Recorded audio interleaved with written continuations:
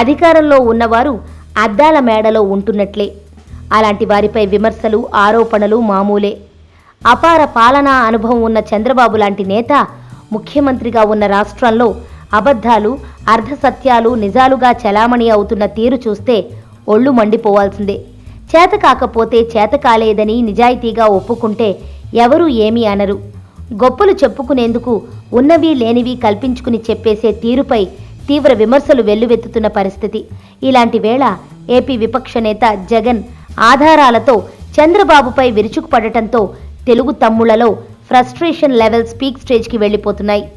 నోటికి వచ్చినట్లుగా మాట్లాడటం, తిట్ల దండకాన్ని అందుకోవటం చేస్తున్న వైనం చూస్తే నిజం చెబితే ఇంతలా విరుచుకుపడతారా అని ఆశ్చర్యపోయే పరిస్థితి. ప్రత్యేక హోదా మీద, పెట్టుబడుల సదస్సు మీద బాబు తీరును సూటిగా ప్రశ్నిస్తున్న జగన్పై ఏదో విధంగా విరుచుకుపడి బాబు దగ్గర మార్కులు కొట్టేసే ప్రయత్నానికి తెరతీశారు తెలుగు తమ్ముళ్ళు.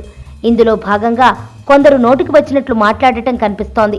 ఇందుకు నిదర్శనంగా ఏపీ గృహ నిర్మాణ సంస్థ చైర్మన్ వర్ల రామయ్యను చెప్పాలి. కోర్టు తీర్పు ఇంకా రాకున్నా లేనిపోని పోలికలు తీసుకొచ్చి జగన్ ఇమేజ్ను డ్యామేజ్ చేసే ప్రయత్నానికి తెరతీస్తున్నారు.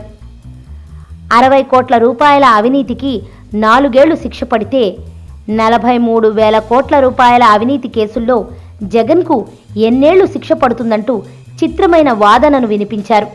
చిత్రమైన వాదన ఎందుకంటే చంద్రబాబు మొదలుకొని ఆయన పార్టీకి చెందిన నేతలంతా జగన్ 1,00,000 కోట్ల అవినీతి చేసినట్లుగా ప్రచారం చేస్తుంటారు.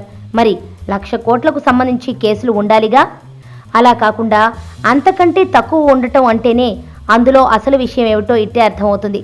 జగన్పై అవినీతి కేసులు ఎందుకు పెట్టారో, ఎవరి కారణంగా పెట్టారో అందరికీ తెలిసిన బహిరంగ రహస్యమే. విచారణ పూర్తయి దోషిగా నిర్ధారణ అయ్యాక మాత్రమే విమర్శలు చేయాల్సింది పోయి ఏదో జరుగుతుందంటూ ఊహాగానాలతో మాట్లాడటం చిత్రం కాక మరేంటి?